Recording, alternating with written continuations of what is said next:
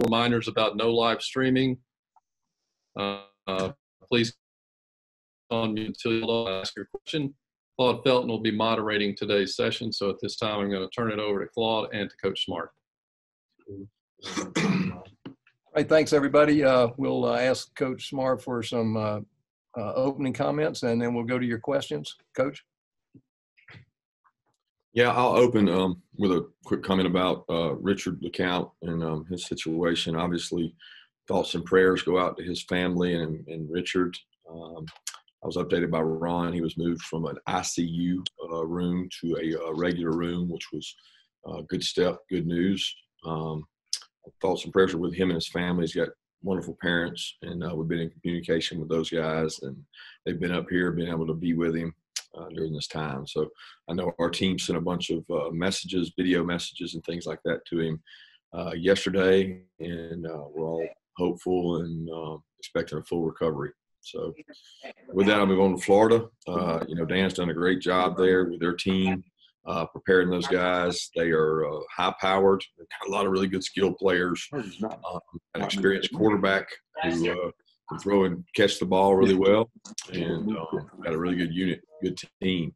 I thought the defense played really well against Missouri. Todd's got them playing really hard. It was the first time they had a lot of their core guys back up front, and they've got some big guys up front. So got a really good team, got really good special teams. So as always, it should be a great game. All right, we'll go to questions. Let's take the first two questions. Let's start with Anthony Dasher, and then we'll go to Chip Towers. Hey, Coach. I guess I'll be the bad guy right off the bat here, and I'm not questioning, but I'm just asking because we hear it all the time. Can you explain to fans what attributes that Stetson has and makes him the better option to start than Dwan and JT? And in regards to JT, even though he is clear, is there anything at all physically that's holding him back right now? The only physical limitations are still, would be coming off the knee, which he hasn't shown a lot of ailments coming off the knee. I mean, he's been out of the brace. He's been able to throw the ball. He's done a good job. He actually comes down and throws on the scout team and competes and does a really nice job down there with us. Again, the decisions we make as coaches are decisions we have to make. They're tough decisions, no different than they are at who plays corner and who plays tackle. And there's a lot of really good competitions out there going on. And ultimately, we feel like Stetson gives us the best chance to win right now. And, Dwan gets a lot of work, a lot of reps, and competes really hard at that. And you that he get up some of GT. He probably doesn't get as many opportunities as Stetson does and Dwan does because he works down there with us some on the scout team. But, at the end of the day, guys, the decision has to be made by us. It gives us the best chance to win. We do that based on the total body of work, and those are decisions that have to be made. Coach, at the risk of taking up the rest of the time on the conference call, could you update us on the injuries, particularly on the defensive side? I mean, just put that in context. Getting ready to play a high-powered offensive team and being without a lot of your main dudes, if you will. Yeah, Mr. Laundry List, you'd probably be better off asking me specifically about guys because I don't really know. Some guy, we haven't really had a chance to practice, so I'll find more out throughout the week, throughout the day. We think Quay's going to be fine. We think he's going to be able to play. Julian's probably out. Jordan, we're going to find out more on. We're hopeful he's able to play. Lewis, I think, is going to be fine. He had an ankle sprain. And obviously Richard's probably out. Richard's not going to be able to play, so we don't know when we're going to get Richard back. But past that, I don't know who you'd be asking about. I guess if you could expound on Jordan Davis a little bit, obviously he's so important, to what you guys do up front. And then in the back end, you're going to be without Richard, and Lewis had an ankle injury. You're about to have an unbelievable tight end you have to cover. So just what the safety position looks like in particular. Yeah, well, Chris has played a lot for us. Richard came out of the one game for targeting, and then he came in and played for Lewis the other day. So we feel like Chris has gotten a lot of experience. Chris works really hard in practice, and he's ready to play. Tyreek Stevenson's worked back there. Breeny's worked back there. We've had Major Burns working back there. So that's what it looks like at safety. And then, like I said, on Jordan, we'll find out more as the week goes on. Let's go to Dean Legge and then Mike Griffith. Kirby, I don't think anyone's done this yet, but how are y'all going to stop Pitts? How do you even match up with them? Well, I mean, he's really a great player. Anytime you play a great player, you got to have a good game plan for. And like you said, I don't think anybody's stopping him. It's limiting explosives, matching up, winning some 50-50 balls. That's what he's best at. You know, it's impossible. If people think you can just double cover him, just double cover him. That's not, you can't do that. They put him in places where you can't double him. And you got to do other things to other people. They got other good players besides just him. And the quarterback knows where to throw the ball to give him a shot. And there's not an easy answer for that. You know, it's not like a textbook answer of this is how you stop him. You're not going to do that. What you do is contain him and hope that you don't get hit on explosives and that the team understands where he is.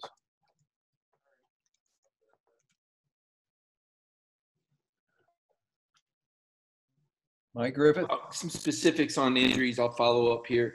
Offensively, do you expect George Pickens and Kenny McIntosh and Matt Landers to play? Ben should be fine. George and Kenny are going to continue to work and do what they did last week. We're hopeful they're able to play. They're certainly further out from their injuries, and we're hopeful they'll be able to, but can't tell you any more than that right now because I don't know a lot more. I mean, they're rehabbing every day, Ron updates us every day, and we're hopeful they're able to play. Who's the other one? Yeah, Matt. Matt should be able to go. And then following up on defense, Tyreek Stevenson came out late, and also there's a report that Jordan Davis has an elbow and is out for the next couple weeks. Is that true? Jordan's going to be day to day. Jordan has a chance to be able to play. We're hopefully he's able to play. It isn't the elbow that's injured, but we're hopeful to be able to get him in a row. Be able to play or not. Kirby, with you know the 5 turnovers over the last couple games and the 2 fumbles that weren't lost, get and where can you improve? In a lot of ways, we can improve by protecting the ball. Slide, make a good decision to run, and you get near contact, you can get down. Good decisions with the ball. Try to put, you're going to check that, check them, but there's a lot of places we can improve with route running, our route communication, our ability to finish blocks on the perimeter when we get the ball on the perimeter. There's tons of places we can improve. Kirby, just injuries. I just want to make sure I heard you. Rochester, he has a knee and he's probably out. Is that correct? Correct. He's out. Okay. And I want to ask you, how have you guys had to change up the schedule this week with Tuesday off for the election? Can there be any team activity at all for players tomorrow in terms of, or can they come in on their own and watch film, or what are the limitations? Yeah, they can do their voluntary activities. And then we've also got a speaker that we've got scheduled for them and some in-house things.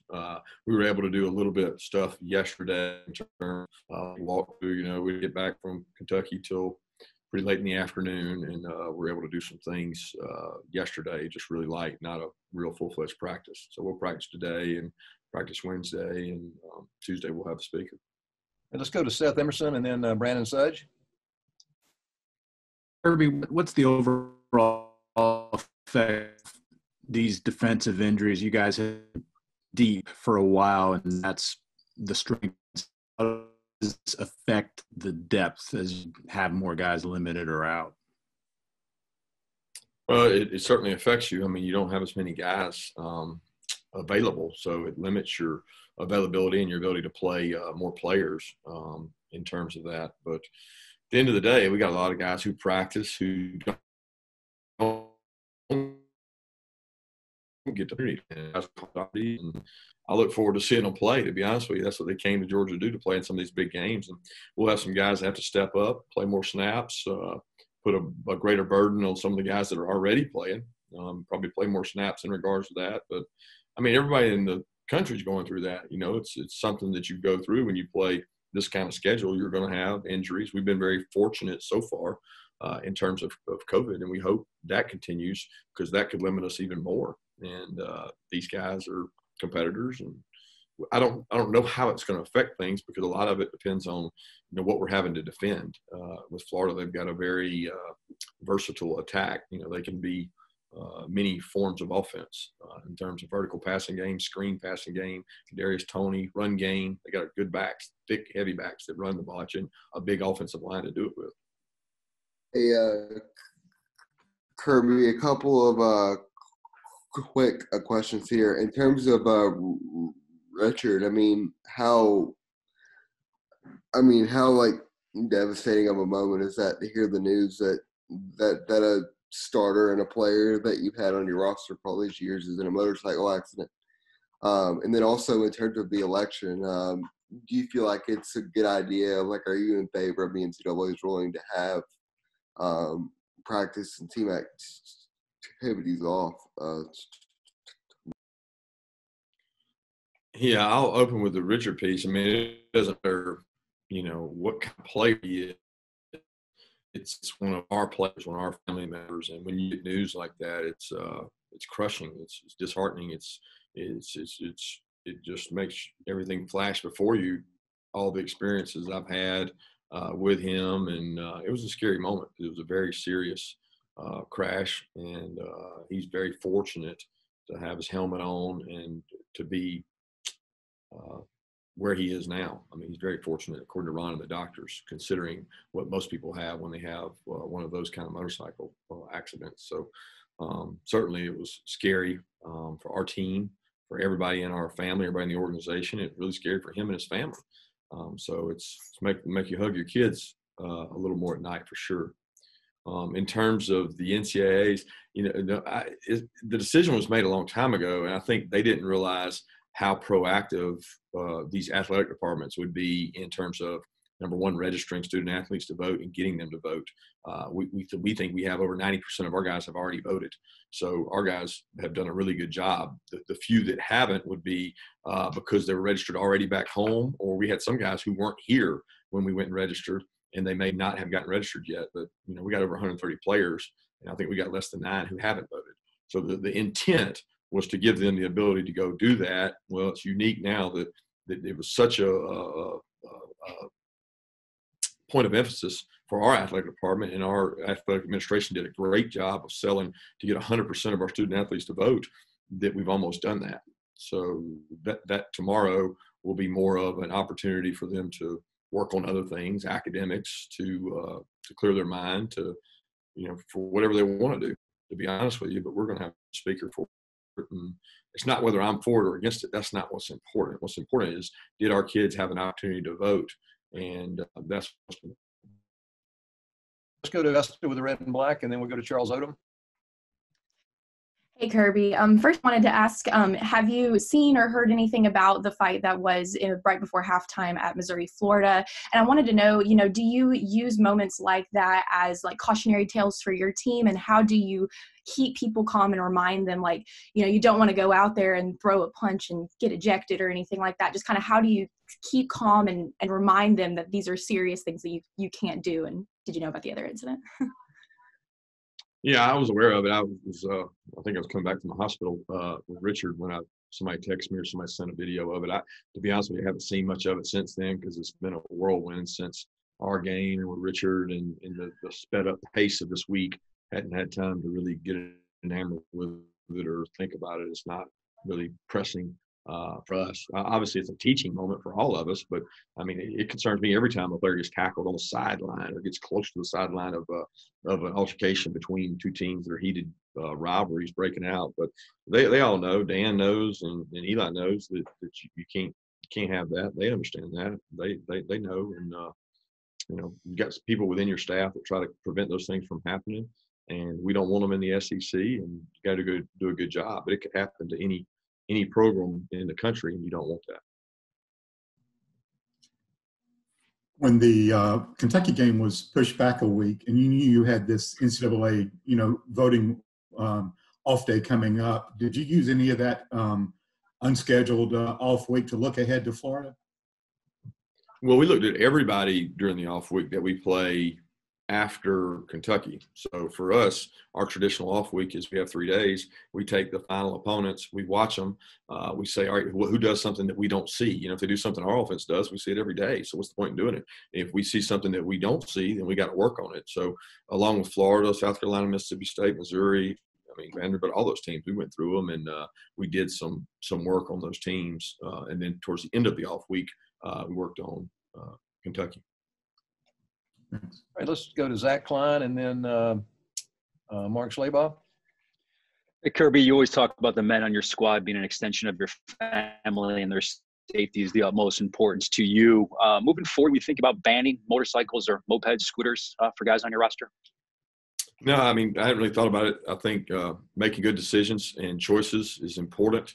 I've always said sometimes when you try to ban things, you do more harm than good. A lot of guys use them around campus for mopeds and scooters, and Georgia has a history of mopeds and scooters have been an issue, and several of our players have them, and it's been a concern ever since I've gotten here. It was that way under Coach Rick, but this was different because it was a dirt bike or a motorcycle, whatever it classifies as, which probably brings a little more danger along with it.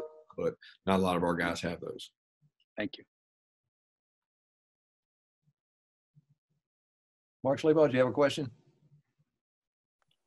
Kirby, what have you seen out of Zamir the last couple of weeks that's made him more effective? Well, opportunities would be the first thing. I mean, I felt like he's always really been effective to me in terms of toughness. He's getting more comfortable in our run game. We're probably doing a better job putting a hat on a hat. When you have the run game you get better at it as you do it. Now, teams get better at defending you as you do it as well, so you have to decorate it different ways. But I think we've gotten better in the run game because we're running similar runs and we're carrying them over from week to week. But he's certainly, I thought, last week was one of his better. I mean, there were times that he had contact in the backfield that he turned it into a 5-yard run. He turned 3-yard runs into 6-yard runs. He ran behind his pad. He kept his balance. Thought he did a really good job.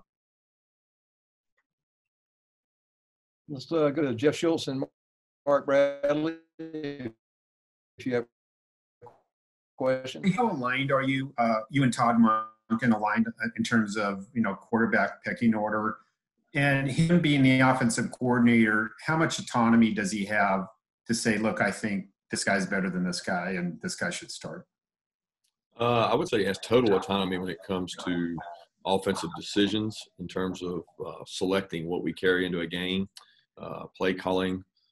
That's what you hire people to do a job. I mean, you turn it over to them and say, hey, what's the best job we can? Now, he has a tremendous staff with great experience. And, Matt Luke is a guy that's got great experience. Cortez, Dale, Hartley, all those guys are a concerted effort in terms of making game plans and making decisions about personnel and plays. And, he's really highly organized, which is what I really like in terms of each coach having a responsibility in presenting to him their thoughts for that game plan of the week. He does a really good job of that. In terms of quarterback play, we're aligned perfectly. We talk about it each week. We talk about it before each game. We talk about it after each practice, and talk about where guys are, what their strengths are, what their weaknesses are, and how we think their strengths can benefit our game plan. And we go through that. We go through that after each game. So we have a lot of communication about it. Thanks for calling on me. I have nothing. Thank you. All right. Let's go to Steve Hummer and then Blaine. Yes. So, Kirby, I just wanted to ask you about the other Kyle involved here. What are the challenges that Trask are going to present to your defense? Well, experience, number one. There's not, you have some quarterbacks in our league who experience and have seen everything, and you see the maturation of quarterbacks as they play against teams, and they've seen that look, and they've seen, that two trap, that quarters, that quarter halves, that man, that extra overload blitz. They've seen it, and so they know how to attack it. The maturation he's had is he's played in our league now, and once you get that valuable experience, it's hard to trick them. You don't trick guys. They've seen it before. You have to ultimately be able to defend their people with your people. You're not going to win a scheme battle of, we got a guy free. You're not going to scheme somebody free. They got to win one-on-one. And you got to cover Kyle Pitts. And Kyle Trask knows that. And he does a good job of finding him and finding the other guys he's got as weapons. So he's a really, really good football player because he has savvy and awareness. Hi, Coach. You talked about Zamir's development being part of getting more opportunities. How do you balance as a coach, whether it be position coach or head coach, getting all your talented players touches versus riding the hot hand? Is that just more of a gut feeling type thing during a game? Well, it's a conditioning element. It's a lot of things that go into it. How do guys practice? How do they prepare? How do they protect the quarterback? How reliable are they with ball security? So, I thought that Zamir and I thought Dale did a great job subbing those guys last week because Zamir was running the ball really well. He was running the ball physical, and I'm comfortable with where we are and how we're playing our backs because to get through our league, as you see with Kenny, you got to be able to have multiple backs, and you certainly draw on that experience when certain guys go down. We got time for one more question. Anybody has not asked a question, want to jump in on the last one? Yeah, Have Kirby, you had you any guys, conversations with Dwan Mathis since yesterday's practice? Since I talked to him, before practice, I talked to him for a while, and we kind of visit each week with the quarterbacks to keep them updated on where things are. Where's his head right now? He wants to play. He's a competitor. He wants an opportunity to get in and compete. And we gave he and JT a lot of reps during the off week, and we'll continue to give as many guys as we can get ready reps to grow those guys and get them ready to play.